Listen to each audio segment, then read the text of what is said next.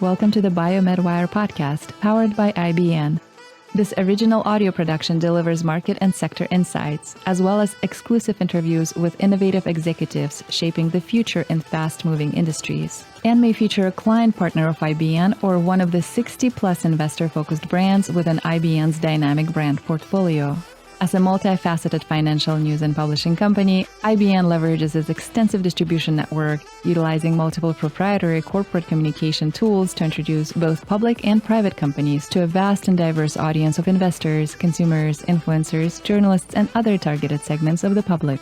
IBN may have received compensation to produce this audio content. Please be sure to read IBN's entire disclaimers for full disclosures. Now sit back, relax, and enjoy the next revelatory episode of IBN's BioMedWire podcast. Hi, and welcome to another exciting show here with me, Carmel Fisher, where we will bring you all the relevant news and information on thriving companies to make sure that you're getting everything you need to do your due diligence in these volatile but exciting markets.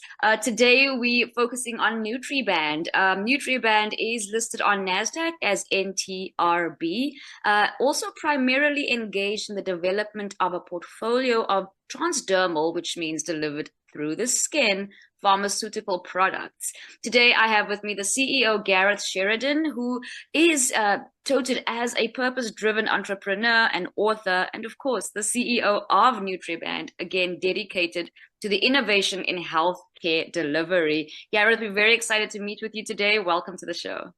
Yeah, likewise, Carmel. I'm happy to tell the Nutriband story.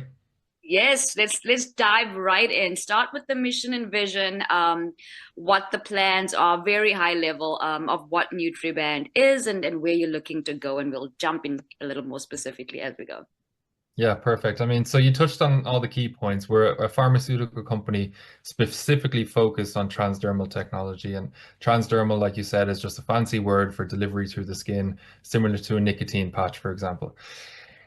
Our core focus is to look at a segment of the industry that has been kind of overlooked and underrepresented for quite some time now, and this is adequate pain management in the transdermal space.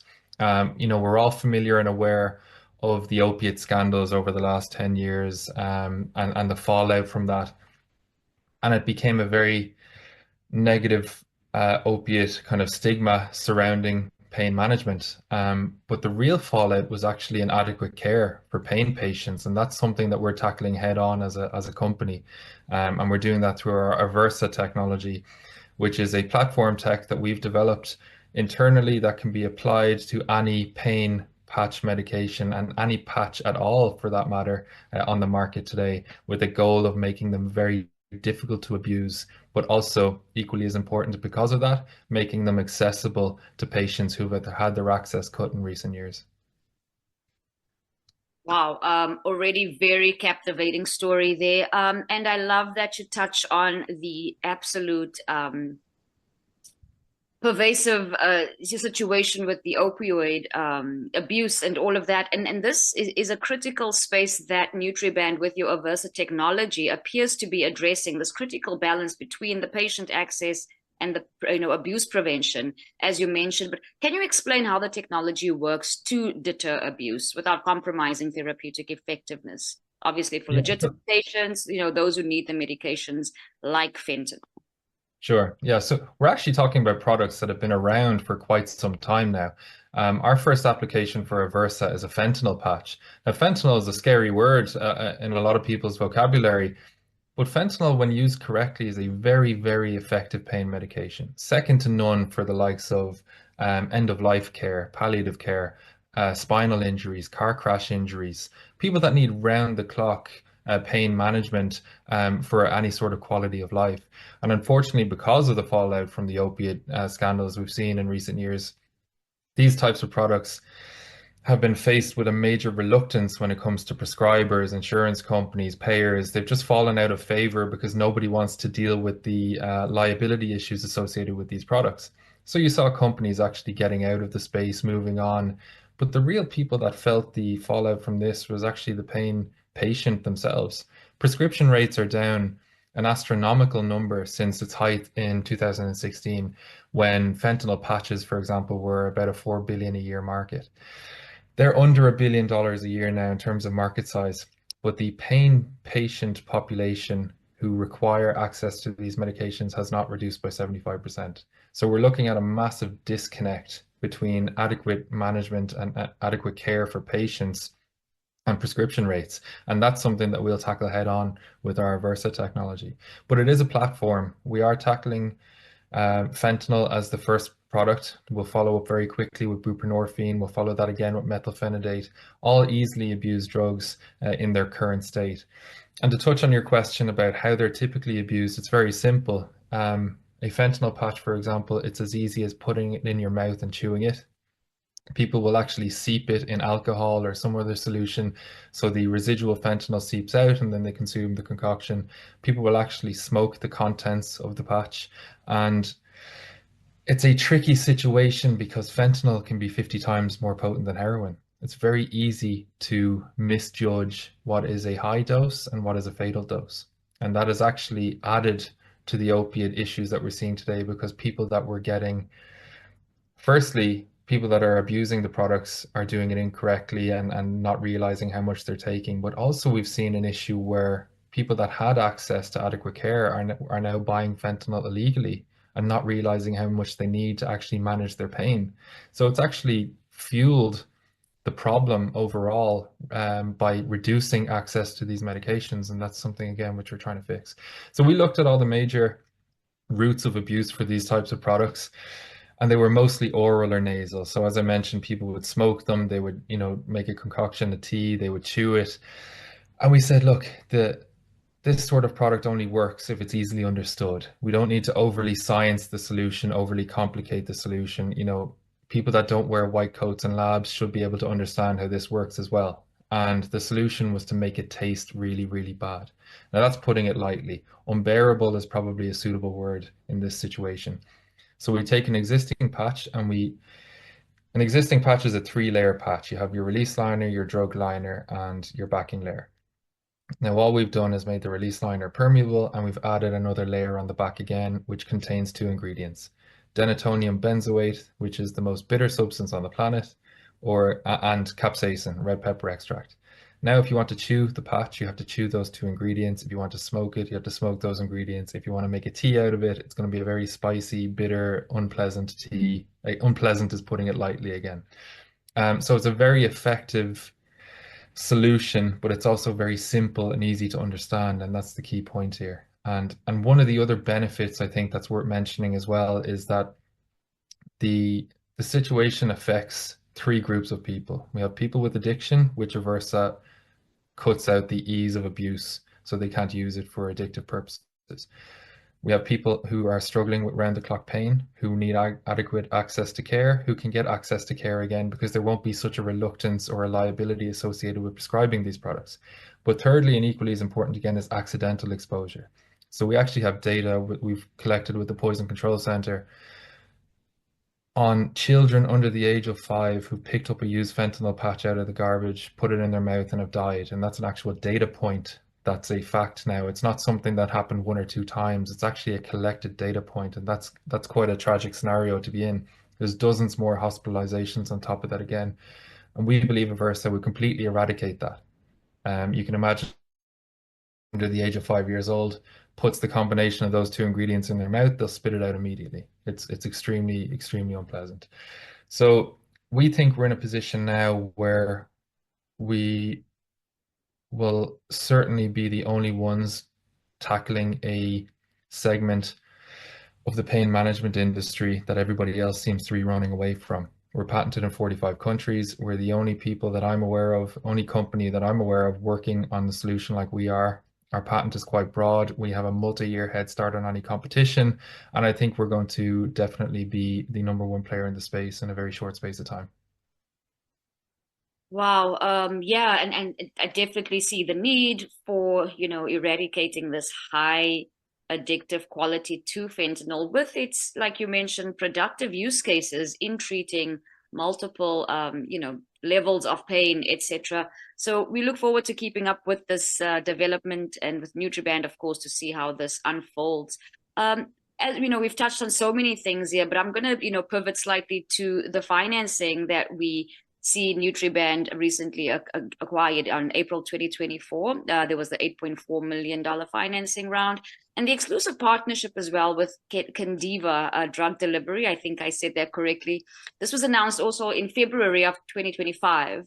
Tell us more about the specific milestones that you expect to achieve in the commercialization pathway for Aversa in the next 12 to 18 months.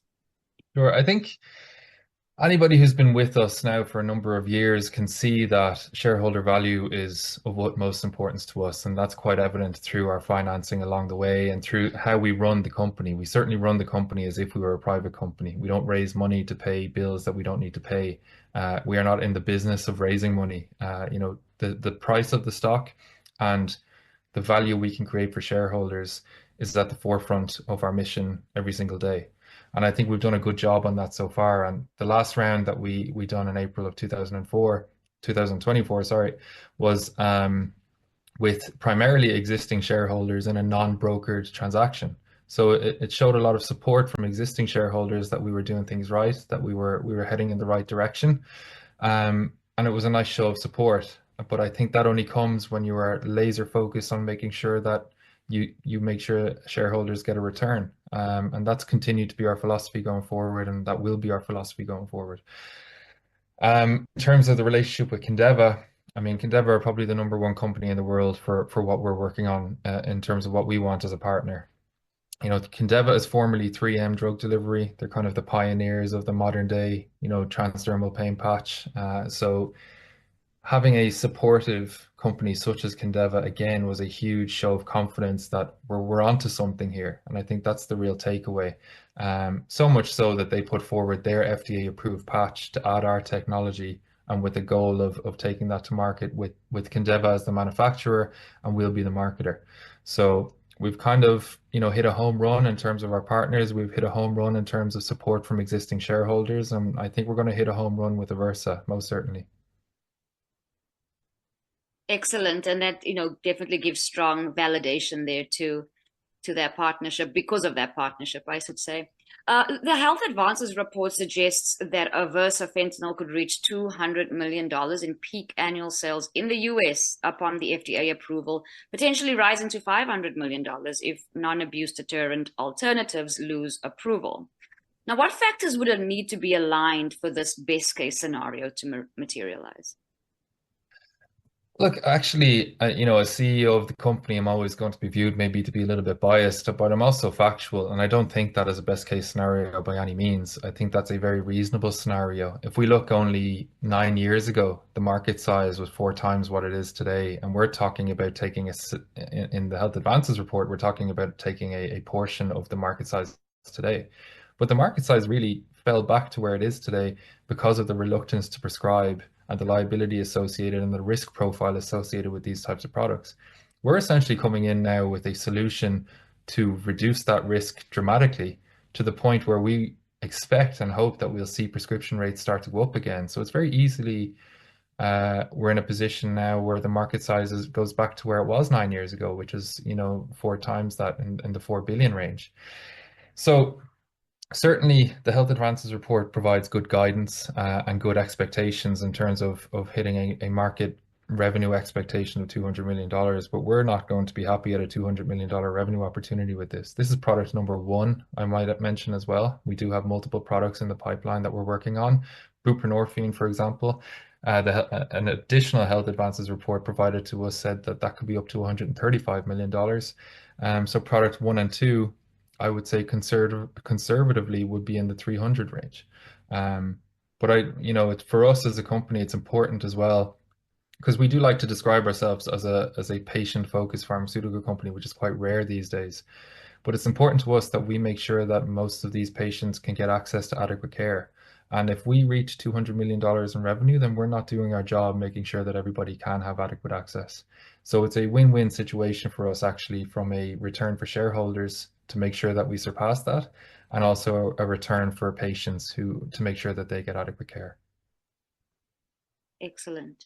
Let's look at the business model now and explore the competitive advantage in Nutriband's development strategy compared to, say, traditional pharmaceutical development. And what I'm speaking about really is the fact that your business model focuses on applying your technology to existing FDA approved drugs, potentially then allowing for limited development regulatory pathway. Would this approach help to collapse those timeframes as well as the cost of bringing Aversa fentanyl to market compared to traditional drug development? Absolutely, and that's some of the beauty of the technology as well. We are not a phase 1, 2, 3 type of pharmaceutical development company. We do a single phase 1 study called a human abuse liability study, and then essentially collect the rest of the data to file for approval. We do, however, because of the route to market and it's a 505(b)(2) product, we do get all the benefits of being a phase 1, 2, 3 branded product company. Aversa fentanyl, for example, will not be a generic. It will not be transferable for generics.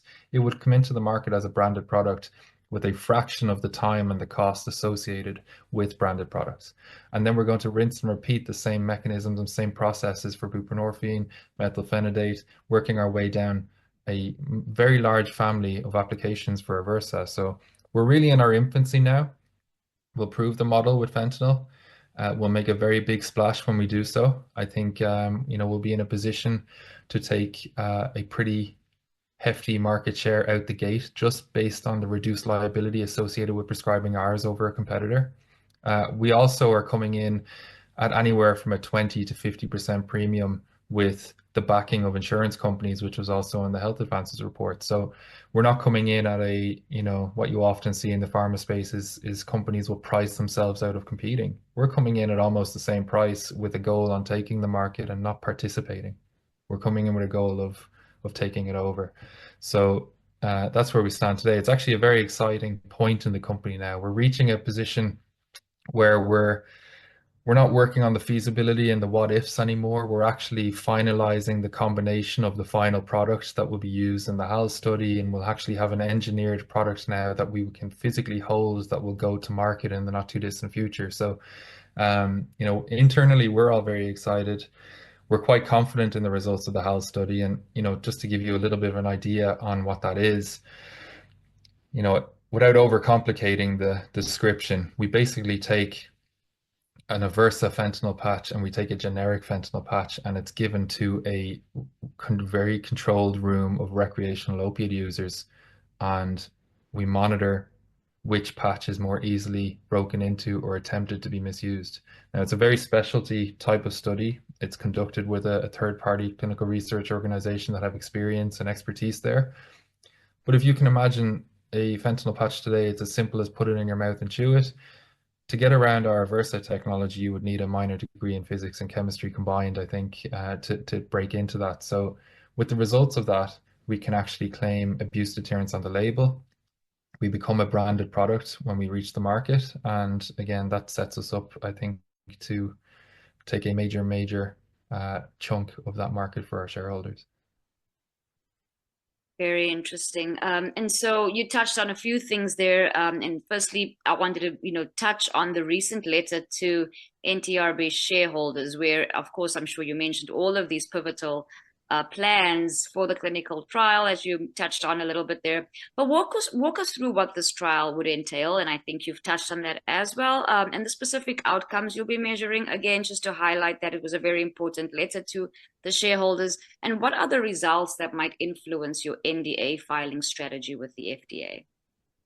Yeah, really the results of the trial it's very simple. It's which of the two products is more easily abused or attempted to be abused. And I think, nothing's 100%, but I would imagine we're as close to that as it comes. And again, I'm biased. I can't say anything for certain, but when you consider that the generic patch, it's as simple as put it in your mouth and chew it to get high again, and to get around our patch and trying to abuse it is significantly more difficult than that. I think the results are going to be very favorable for us. Once we do get the results, we're kind of into a position then where we're packaging the data for the NDA. There is no additional clinical trials at this point that need to be done. There is no major hurdles that need to be overcome. The human abuse liability study is conducted with the final product that we will file for approval on. So there's no more work to be done on the product itself. I mean, we're pretty much already there in terms of the development plan with an eye on the human abuse liability study now. I'm actually looking beyond the human abuse liability study at buprenorphine and our follow-on products, because I think we need to maintain momentum. We need to make sure that we continue to make progress on not just aversa fentanyl, but aversa buprenorphine, aversa methylphenidate. And if we want to be the major player in the space that can provide these types of products with the abuse deterrent technology in a position that there really is no competition coming up behind us, we need to make sure that we maintain momentum, and we need to do it we need to be laser focused, and we need to do it very structured and organized. And I think we're doing an excellent job at that. I mean, the Nutriband team need to be commended. I see it day in, day out on the work that they're doing behind the scenes, and the shareholders hear about it in frequent updates that we provide. But the work that they're doing on a daily basis, I think, needs to be definitely commended. It's been a real journey, and I often describe the team that we have within the company as our biggest asset, and then aversa as second. And I think they don't work without each other. That's certainly been proven, I think, over the last number of months. Awesome. Tell us about the market adoption curve and how that might differ with your, the abuse deterrent versions of buprenorphine, and I won't say the other patches, but the two you mentioned. Tell us how that adoption curve may differ from aversa fentanyl. I think there's a lot of similarities. It's a difficult one for us to really forecast on that, because this is not a traditional to market type product. We're in a very delicate space, talking about opioids and dealing with, on the back end of what was a very negative focus on opioids. So I don't think there's necessarily a defined trend that will follow. I think it's going to be quite aggressive, just based on common sense more than anything. If I'm a prescriber and I can prescribe a non-aversa fentanyl patch or buprenorphine patch or methylphenidate patch or an aversa buprenorphine patch, and insurance companies are going to cover both, and one is going to have a drastically less risk of a fallback on me in terms of the prescription or somebody overdosing or misusing it, I think the answer is pretty simple. You're going to prescribe the aversa patch. So it will be interesting to see as a company the natural sway from prescribing generics to prescribing aversa. And I think it's going to be quite drastic, actually. I think it's going to be very quick, and it's going to be quite effective. So we'll certainly sell the message of the improved safety with an approval, and we'll certainly get behind aversa, and we'll make a bit of a splash and a bit of noise so that prescribers, insurance companies, payers, and players know that we're in the space. But I think the natural progression to prescribing us will be quick, smooth, and it'll be familiar then for the follow-on products. Great. You highlighted in that same letter that Pocono Pharma, your contract manufacturing subsidiary, is seeing strong revenue from kinesiology tape manufacturing, particularly through your expanding collaboration with KT Tape. How strategic is this manufacturing revenue stream to Nutriband's overall financial health while you're developing aversa, of course? And do you see opportunities to leverage these manufacturing capabilities for other applications beyond the tapes? Absolutely. I think, and you only have to look at the company as a whole. I mean, we've kept it financially very healthy compared to what's typically seen for a pharmaceutical company in our early stages. I mean, we're not riddled with debt. We don't have convertibles attached to the company. We don't have anything that could be harmful to shareholders. We don't have an S3 on file. These are all very careful points that we made sure to have in place. And Pocono slot right in there as a revenue generating subsidiary that helped to keep our overheads low and helped us stop going back to the market on many occasions. So it was a tactical acquisition for us. But we also think that there is a significant amount of room to grow Pocono. And we've shown that, over the last number of years, as we've continued to have a better year than the year before, particularly with the addition of clients like KT Tape. We manufacture products that are in Walmart now. We manufacture products that are in CVS, Walgreens. But it's in its infancy on where that can go, and that's something that we're keeping a push on. I think the kinesiology tapes has been a major boost, but the applications that we have available to us at Pocono to continue to innovate and bring new products to market is where it's exciting there, and certainly a key part of the story.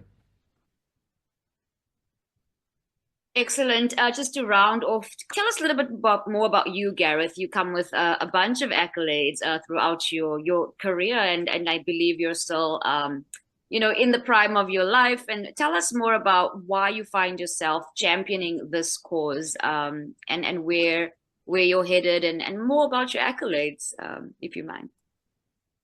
Yeah, I mean, I think it's really nice to be able to describe ourselves as a patient-focused pharma company. I think it's quite rare, actually. We're in a position now where we can do a lot of good for shareholders and do a lot of good for people. And, as cliche as it sounds, we can save thousands of lives a year with approval of our first product and thousands more with the approval of our second product. And it's a really nice position to be in. I don't think a lot of people get to claim that with any sort of sincerity, but we can as a company. And that's certainly one of the drivers. We've over the course of the company had discussions with so many people who've been impacted on what we're trying to achieve, and we haven't even done it yet.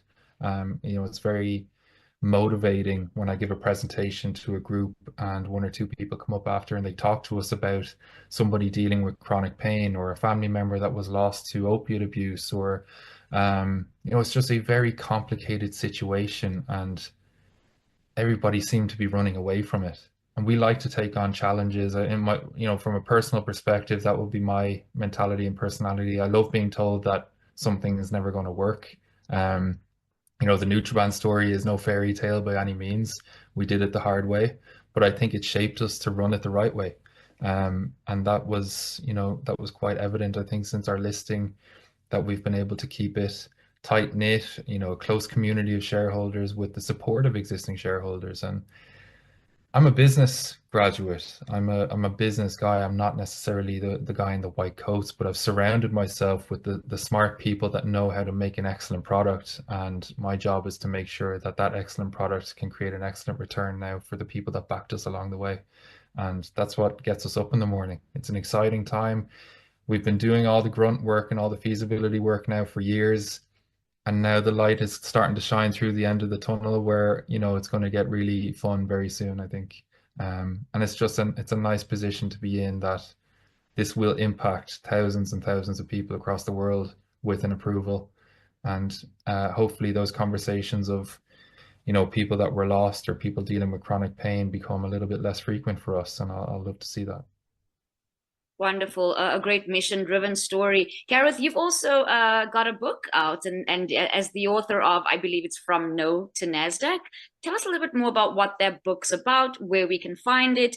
And I just want to mention to our audience as well that, Gareth is a EY Entrepreneur of the Year finalist for 2025 as well. So doing a lot of great things, but we want to hear more about the book real fast before we close off. Thank you. Yeah, no, it's been an exciting year. I give talks. I'm originally from Dublin, if that hasn't been obvious yet. And I give talks in my old university quite often on entrepreneurship and speak with a lot of students in the community. And I've been asked many times to consider maybe putting our story in a book because it is not a traditional, conventional, fairy tale startup story. It definitely was a lot of no's on the way, hence the name. There was a lot of closed doors on us, and the co-founder of the company, Sergey Melnik, who I lived through from day one with this, he had his own book come out, and it almost pushed me then to tell the story for this side of the pond as well. And it's just really a story on kind of resilience and the fact that most entrepreneurship stories are not the fairy tale. There's 2, 3, 4 minutes you can talk about all the great things, and then 45 minutes talking about the hardships. And it's just a story on that. And I think it's come together nicely. I think it will be a great book for anybody considering starting their own business, for example, anybody that wants a very black and white, ups and downs kind of story to rely on if they're having hard times or struggling in their own business. And it's been a real honor that there was a publisher, Tara Press, that were willing to pick it up. And the book launch is this Thursday actually. So it's been a nice addition, but the Nutriband story needs to be told, and I think that's the key point here as well. And it's been a nice addition to that arsenal. Excellent. And I look forward to reading it myself. So guys, look out for Gareth Sheridan's book. It's From No to NASDAQ. But more importantly, check out the stock on NASDAQ listed. They are NTRB. Again, it's Nutriband. I was just talking with Gareth Sheridan, the CEO. Thank you so much, Gareth. This was a great conversation. We're looking forward to uncovering more. Thanks, Carmel. Thanks for having us on. The BioMedWire Podcast is an original content production powered by IBN, a multifaceted financial news and publishing company that delivers next-generation corporate communication solutions. Utilizing proprietary corporate communication tools such as news aggregation and syndication, social communication, and brand awareness techniques, among others, IBN introduces both public and private companies to diverse audiences to enhance reach and recognition. IBN may receive compensation for services and solutions provided to its client partners. You should assume that the owners, officers, and directors of IBN or financial analysts mentioned in this production may hold a position in and may intend to trade the securities in their own accounts. This production is not an offer or recommendation to buy or sell any securities that may be mentioned in this production. The information in this broadcast is presented solely for informative purposes and is not intended to be or should it be construed as investment advice. As in all investments, investment in the featured companies carries inherent investment risk. Listeners should review the companies thoroughly with a registered investment advisor or registered stockbroker.